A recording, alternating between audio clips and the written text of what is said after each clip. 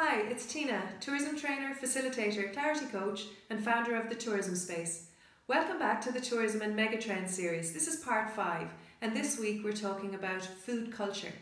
The series is about looking out ahead of us and see what trends are shaping society into the future and how that might affect us in the tourism industry and as tourism operators.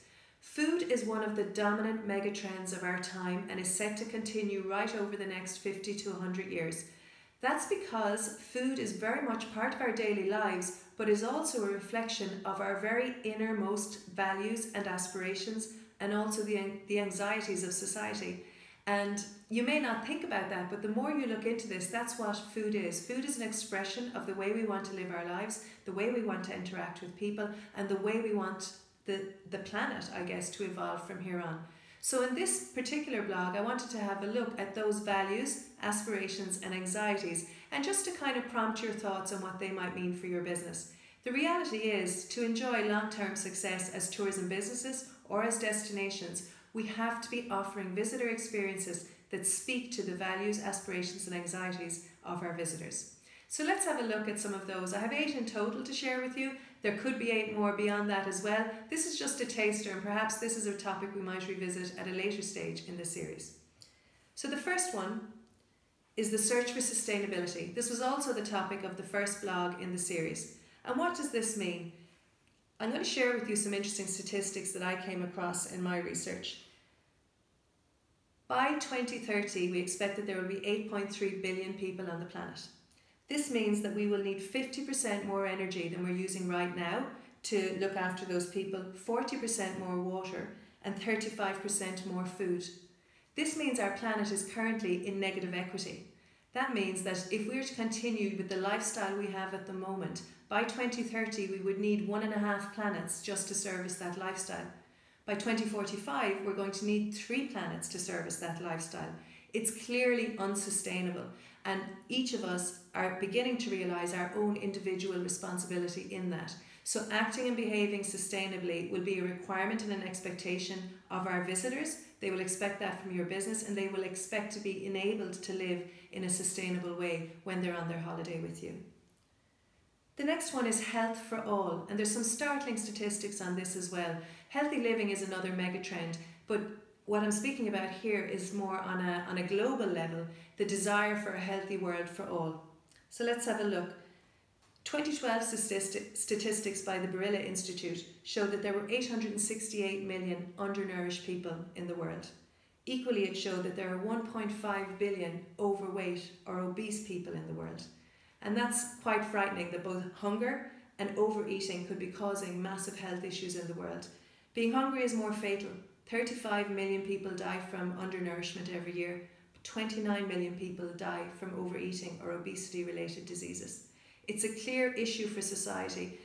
So looking at food as cure, food as survival, food as prevention and food as medicine is going to be increasingly a part of what we do. That will continue into our holidays. No longer will people go on holidays and splurge on food. They will go on holidays and use that time as to be at their healthiest in terms of their food experiences. The next one, the war on food waste. Equally startling statistics on this particular area. 1.3 billion tonnes of edible food is assigned as food waste every year. That's 33% of total global food production and 4 times the amount of food that would be needed to feed the 868 million people who are currently undernourished and hungry in the world. There will be an absolute war on food waste from society, from business, from government into the future. We know that the hospitality industry generates a lot of food waste, some due to regulation, some due to bad planning. That will no longer be tolerated. And so having a look within your business at wastage, generation and management of waste and other resources will be critically important. You will need to be transparent with your visitors about that. They will want to know. So being able to communicate what you do and what your impact is will be increasingly important. So those 3 aspects of the food culture trend are kind of global, planetary measures, but they're the context in which we're all going to be living our lives into the future on a day-to-day basis and equally as visitors and tourists. That's the backdrop that all of us need to build in to our business strategy, to addressing those type of concerns in an overall business strategy. When we then look at an individual visitor level or an individual experience level, we're moving more into things about self. As a society and as a culture, another trend is the trend towards individualism, if that's a word, but very much a big concern with ourselves. And food is going to be an expression of ourselves, of what we stand for, of what our ethics are, of what our interests are, of what we believe in, and of who we want to spend time with. So we will use food to make a statement about who we support and who we don't. And this is back to you as a business being transparent with your consumer about what you do, what you stand for, and how they can in turn stand over you through their consumer choices. So food represents sourcing, ethical living, positive feedback to those who produce, or positive economic benefit to those who are produced, sourcing locally, conserving your local traditions, allowing people to be healthy. And all of those elements will be worked up in how our visitors express themselves. The next thing is that food will be a lifestyle statement. We've mentioned in previous blogs that travel will be seen as one of the ultimate luxuries into the future. It will also be one of our boast badges and one of the things that we speak about to reflect how accomplished we are and how much we've achieved in our lives. And food will be an integral part of that. Being able to share your food experiences. We've all seen the trend of people photographing their foods, now starting to photograph the producers, or when they've spent time on a farm, or how they've explored a particular recipe, or whatever it is. That is going to continue, because sharing our food experiences and our interests in food and our ethics through food will become a sign of our social accomplishment. So as a tourism business or a restaurant or anybody in tourism, in the design of your experience and the design of your premises, allowing and working in the Instagrammable moment will be very, very important. So despite the general search for authenticity, our visitors will continue to showcase the best of on their social media, and you enabling that will be very, very important. The next one is a desire for ritual and conviviality. I mentioned earlier that society has become increasingly individual, and that in itself is a trend. The way we're tending to live our lives as individuals, and our food choices are being driven by that. On a day-to-day basis, we are making choices based on the speed of delivery of the food, the ease of delivery of the food, the convenience of the food, eating on the go, eating alone, eating in short spaces of time, treating the food as fuel. And we're losing what used to define food experiences in the past, was that sense of dining together and people coming together. And that's particularly the case in families.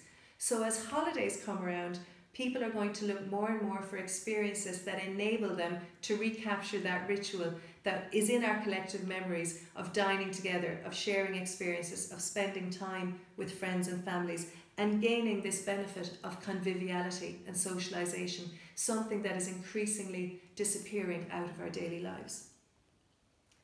And associated with that is the desire for simplicity. I mentioned that food is an expression of some of not just our aspirations, but also our anxieties. The way society is developing, we are a generation that is defined by time pressures and by anxieties and by concerns about the way the world is going. And there's a general reaction to that in a search for simplicity. And that's particularly well defined in food, where people are looking for simple ingredients, simple processes in preparing them, simple foods and dishes that their mothers and grandmothers and grandfathers used to prepare, and the types of ideas that are harboured in our collective memories as a society of what food used to be about and what we would like it to be about in the future. So again, as a tourism industry, having a look at how you can let visitors in to the simplicity of food will be really important. We know that our visitors desire more than anything else, those who are motivated by food, to spend time with the producers at the point of production and food. As an industry, we're not quite there yet in terms of enabling to do that, but that speaks very much to this desire for simplicity.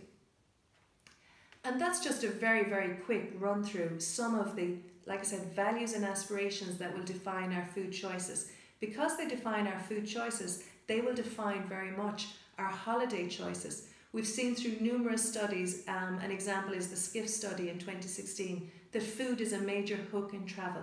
It's moving from being just a nice add-on and enhancement of your holiday to actually being a key attractor for a destination or for a business. On the one hand, we will see the very highly motivated food visitors travel just for a restaurant or just for a particular food.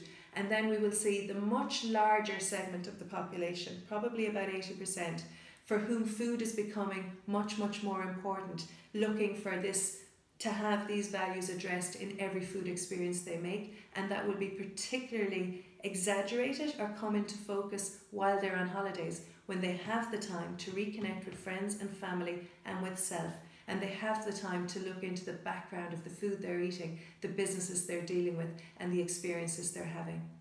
So there's lots to talk about in food, there's lots to think about. It is not just for those whose business is exclusively food. As we know, visitors buy destinations. So whether or not your business is in food, it will be in your interest for your destination to have a food personality of distinction, because visitors want the local, the regional, and the heritage that is defined in your food. And that leads on to the final trend that aspect of this trend that we've mentioned in almost every other series and every other blog in this series, is storytelling and brand storytelling. The ability to pull out the story of your food, or the food of your area, or the culture and processes and production of your area will define success for your business and your destination into the future. So developing the skill of brand storytelling around food in particular will be a very important skill into the future. So again, they're just very top line thoughts on this very extensive area of food. I hope it has given you some food for thought, forgive the pun. As I said, I hope to revisit this at a later point in the series. We'll be back again next week, probably not talking about food. We will be back next week. Hope you can join us. And in the meantime, here's to your lasting success.